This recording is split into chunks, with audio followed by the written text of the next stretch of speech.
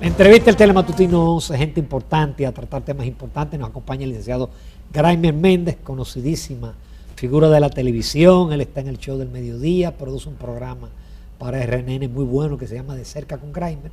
Pero él no viene al programa en su condición de figura de la televisión, sino como precandidato a la circunscripción número 1, diputado por el Partido de la Liberación Dominicana, que es la circunscripción de nosotros, Jacqueline, la número 1. Así es. Graimer, buenos días. Qué bueno que esté con nosotros, Graimer. Buenos días, Ramón, buenos días, Jacqueline, y a todo el público tradicional de Telematutino 11. Qué bueno. Vamos a hacer una entrevista, no como la que tú haces, porque esta es una entrevista política, tú hurgas en la vida del invitado de manera interesante para el público. En casi personal. ¿Por qué tú te decides a...? Sabemos que tú eres político, tú fuiste subsecretario de la Juventud en uno de los gobiernos de Leonel Fernández, pero ¿por qué ahora decides lanzarte como candidato a diputado? Primero, en la sociedad dominicana hay como una desidia de parte de una parte importante de la juventud con relación a la participación electoral político-partidaria.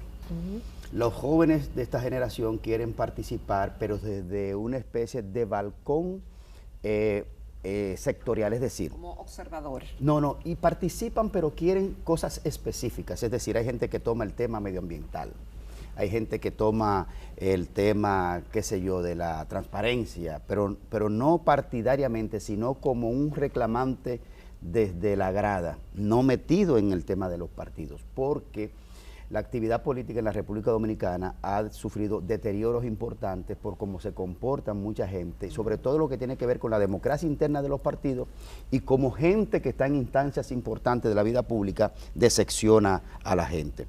Y además, en este tiempo, con tantos niveles de comunicación a través de las redes sociales y tantas personas que influencian de manera importante, sin la debida comprobación de la información y se propaga por las redes de una manera vertiginosa, cualquier cosa sin detenimiento, así es verdad o si es mentira. Claro, se distorsiona en el camino. Hay una distorsión, pero además también hay funcionarios electos y designados que dejan mucho que desear. El enriquecimiento de mucha gente a través de la política ha decepcionado a mucha gente. Entonces los jóvenes están distanciando.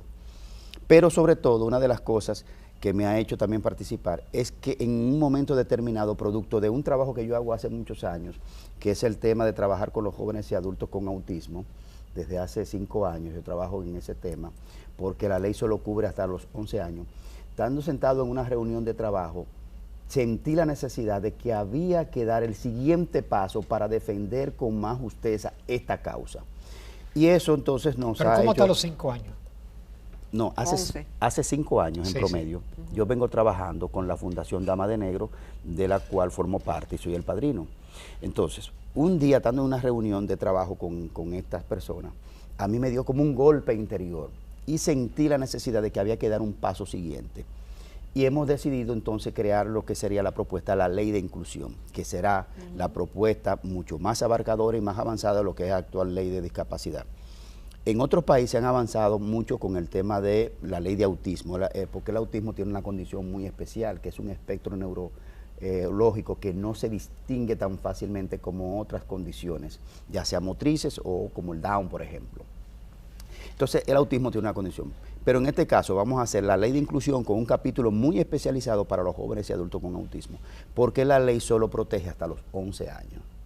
De ahí para adelante, que cuando viene el tirón del cambio hormonal en los jóvenes y adultos, en los jóvenes autistas, se dispara de una manera muy especial. ¿Dónde más lo necesitan? Cuando más lo necesitan. ¿Qué pasa? Que el Congreso Nacional, Ramón, Jacqueline, ha sufrido un deterioro por cómo se manejan algunas cosas dentro del Congreso y el famoso hombre del maletín. Entonces, está muy deteriorada la imagen. Yo he dicho en varias ocasiones que el Congreso Nacional y particularmente la Cámara de Diputados debe ser reconvertida prácticamente.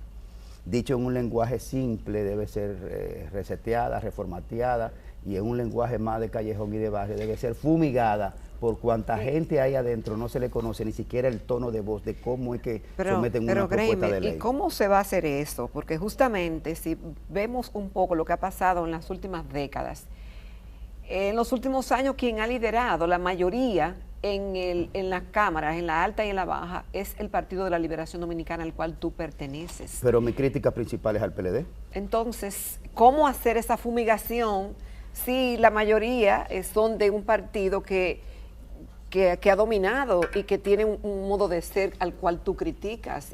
Pero una de las cosas que nos critican a los políticos es que queremos atacar al opositor como debe ser, porque es nuestra condición, pero queremos tapar a todo lo que es lo de la organización nuestra, y no puede ser así. No puede ser así. El PLD, yo he dicho en estos días que el hombre del maletín que camina por los pasillos del Congreso... Es decir, que todavía camina. Que si camina, pero es motor y de todo ahí adentro en jipeta. Lo que te quiero decir es que hay un nuevo hombre del maletín que se ha trasladado. Que hemos preguntado aquí a todos los diputados que vienen y nos han jurado de que eso no existe y que tal vez fue en el pasado, y algunos que tienen años ahí dicen que nunca lo han visto. ¿Y desde cuándo las cosas que tienen décadas implantadas en un modelo de actuar en una institución o en un sistema deja de existir de golpe y porrazo? No, es una realidad. Ahí hay leyes que pasan o dejan de pasar por el hombre del maletín, que sabemos que es una simbología, una referencia, una analogía de alguien que compra a alguien para que deje o haga algo. Ahora, ese hombre del maletín... no hace verano. Pero yo estoy diciendo, un nuevo hombre del maletín, que no es el del Congreso, se ha trasladado a los pasillos y a la militancia y a los intermedios y a los barrios del PLD, que son aquellos funcionarios que con la cartera del Estado están imponiendo a las esposas y a los hijos que sean congresistas sin mérito propio y sin una agenda legislativa.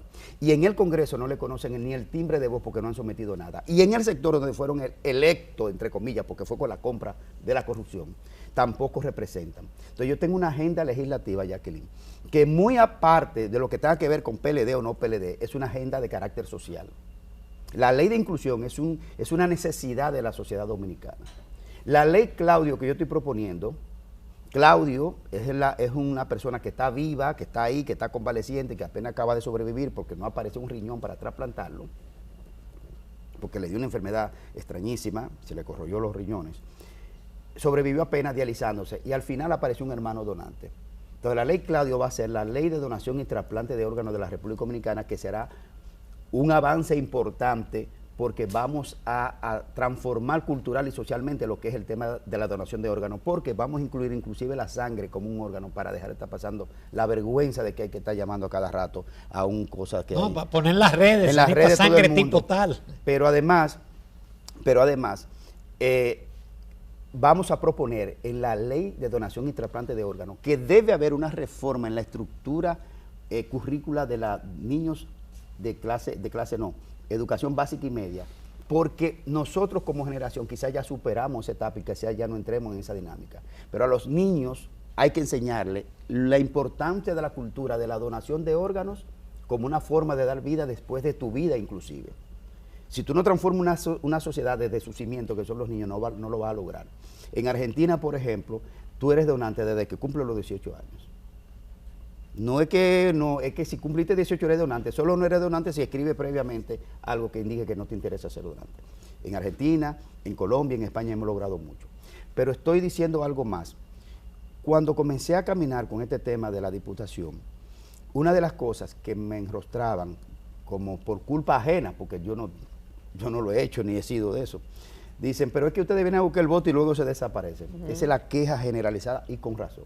Claro. Entonces, como a mí no me gusta dar expresiones populistas, no, pero yo soy diferente, confía en mí, como yo no sirvo como para eso, yo me quedaba callado con un poco de pena, pero estaba buscando la manera de cómo resolver eso de una manera seria y honesta. Y entonces, resolví la situación buscando una manera de yo mismo amarrarme y comprometerme y que no me pueda zafar yo mismo, ¿verdad? Para no caer quizás en lo que otros caen.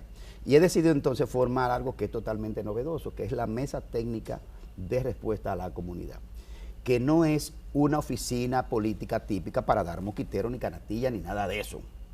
Será una oficina de carácter técnico. En esa mesa técnica permanente, por eso se llama permanente, porque no es circunstancial, vamos a poner aquellos temas que son de la circunscripción y que a todo el mundo le preocupa. Por ejemplo, una cosa que yo sé que, Jacqueline, a ti te ha pasado, y a mucha gente que nos ve, que estando en un semáforo, en un tapón, un niño o niña se le pega por el cristal mirar hacia adentro. ¿Verdad? No son muchos los tiempos, son segundos, pero ¿cuánto duran esos segundos? Porque tú no encuentras si mirar para arriba, si mirar para abajo, si mirar al niño, si mirar para el lado, si buscamos una moneda, ¿qué hacer?